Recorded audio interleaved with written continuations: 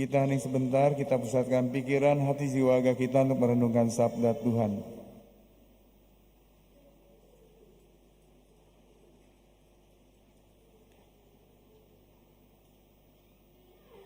Saudara-saudara terkasih, apakah hari ini Anda berbahagia? Berbahagia? Karena apa? Orang Katolik harus punya alasan mengapa dia bahagia, mengapa dia sedih. Kita nggak mau ikut-ikutan, ya kita mau berbahagia. Berbahagia karena apa? Sehat ya, boleh.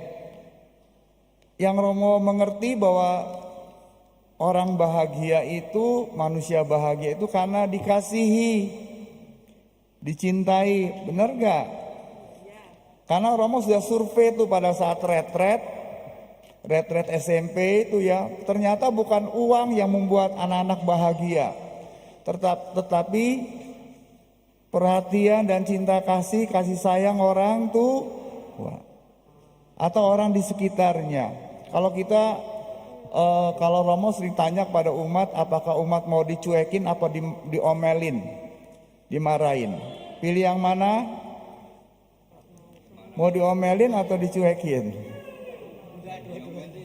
Mau dua-duanya. Orang Katolik gitu, nggak punya pendirian biasanya. Ya, atau orang Katolik itu maunya main aman. Tidak, kita harus memilih. Hidup ini pilihan. Mau benar apa mau tidak itu pilihan. Mau baik mau jahat pilihan. Pilih yang mana? Mau dicuekin atau dimarahin? Karena apa? Kalau dimarahin masih ada perhatian dia. Kalau dicuekin itu berarti dia tidak dianggap lagi ada. Saudara terkasih, hari ini kita mau lihat bagaimana Allah sangat peduli kepada kita. Hari ini kita mau merayakan bagaimana Allah sangat mengasihi kita. Sangat jelas merayakan hari raya Tritunggal Maha Kudus berarti sungguh-sungguh Allah adalah kasih, itu yang kita wartakan. Allah Bapa, Allah Putra, Allah Roh Kudus adalah kasih semata. Jadi kalau kita adalah anak-anak Allah karena karya penebusan Yesus Kristus yang wafat di kayu salib dan bangkit itu, jelas ya. Jadi Allah adalah pengasal segala daya-daya ilahi, adalah Allah Bapa. Ya, dia yang menciptakan kita. Awal mulanya baik semuanya. Jelas, karena ada kedosaan sehingga butuh Sang penebus itu Yesus Kristus. Oleh karena itu dikatakan dalam Injil Yohanes bab 3 ayat 16 itu, karena begitu besar kasih Allah akan dunia ini sehingga dikaruniakan anak yang tunggal supaya semua orang percaya padanya tidak akan binasa melainkan memperoleh hidup yang kekal. Jelas. Jadi dia mengaruniakan anaknya untuk supaya menebus, menjadi sang penebus itu melalui karya salibnya, karya wafat dan kebangkitannya itu. Jelas ya. Jadi arahnya seperti itu, karena begitu besar kasih Allah pada kita, siapapun kita ini. Jadi kalau kadang-kadang orang Katolik itu membedakan, kalau orang yang baik pasti dikasih Tuhan, enggak. Orang yang jahat pun dikasih Tuhan. Jelas. Ya, jangan mengatakan saya yang sering ke gereja, saya yang baik, saya yang sempurna, pasti dikasih Tuhan. Tidak juga. Yang lain juga dikasih Tuhan kok, sama. Kalau Tuhan hanya mengasihi orang yang mengasihi dia, apakah dia Tuhan? Bukankah dia sama seperti kita manusia gitu? Jelas ya. Jadi Allah sangat mengasihi semua orang, dikasih apapun siapapun orang itu. Ada yang baik, ada yang jahat, ada yang sempurna, nggak sempurna, ada yang macam-macam seperti itu. Ada yang pandai, ada yang bodoh, nggak apa-apa. Yang penting dikasih Tuhan. Jelas ya. Jadi karya penciptaan, Allah menciptakan karena kasih dia kepada kita. Demikian juga penebusannya melalui Kristus karena kasihnya begitu besar. Dan juga akhirnya yang meneruskan itu, yang menguduskan kita sampai akhir zaman adalah Roh Kudus sendiri, roh cinta kasih itu sendiri. Jadi jelas ya, itu semua karena kasih Allah yang begitu besar. Nah, Bapak Ibu yang terkasih, Anda datang ke sini bukan karena apa-apa. Karena apa? Karena kasih Tuhan semata. Yang mendorong Anda datang sini karena Roh Kudus itu, roh cinta kasih yang mendorong Anda. Sama dengan saya ya, saya datang sini bukan karena kewajiban sebagai pastor, bukan karena cinta kasih, karena roh cinta kasih mendorong saya untuk hadir di sini. Demikian juga nanti para pemazmur, pembaca tadi, lektor, lektor semua. Itu karena apa? Karena cinta, karena kasih Tuhan yang mendorong kita, roh cinta kasih mendorong kita semuanya hadir di sini. Jelas ya, mulai sekarang semua segala karya apapun yang kita lakukan karena kita didorong oleh roh cinta kasih. Jelas ya, kalau memasak itu siapa yang mendorong kita? Kewajiban. Kalau kewajiban pasti nggak enak masakannya. Jelas. Tapi kalau kalian didorong cinta kasih, roh cinta kasih itu pasti masakannya enak. Jelas. Ya, melayani juga lain kalau dengan cinta kasih. Menemani, mendampingi anak-anak kita atau siapapun yang kita dampingi lain dengan cinta kasih. Karena kita terlebih dahulu dikasih Tuhan. Mengapa kita mampu? Karena kita terlebih dahulu karena dikasih Tuhan. Jelas ya, semuanya karena kita adalah putra-putri Allah, karena sakramen baptis itu dan kepenuhan Roh Kudus, sakramen krisma, kita dikasih Tuhan, kita menjadi putra-putri Allah. Kita dimampukan untuk mengasihi itu. Jadi kalau orang Katolik nggak bisa mengasihi siapapun, itu berarti kita mempertanyakan iman kita. Ya, apakah aku sungguh beriman? Apakah sungguh aku menghayati kehadiran Yesus dalam hidupku, kehadiran yang ilahi dalam hidupku itu? Saudara terkasih, hari ini kita ingin merayakan merayakan bagaimana cinta kasih ini sungguh-sungguh dirayakan di gereja dan ada dalam gereja ini, ada dalam keluarga kita, ada dalam masing-masing pribadi. Semoga itu, kalau nggak buat apa kita merayakan Hari Raya Tritunggal Maha Kudus? Kita ditugaskan juga seperti itu, ya, seperti Allah mengasihi dunia ini, kita juga mengasihi dunia ini, mengasihi orang di sekitar kita. Tadi kita bahagia karena dikasih, tapi lebih bahagia lagi apabila kita mengasihi itu. Jadi arahnya sangat jelas.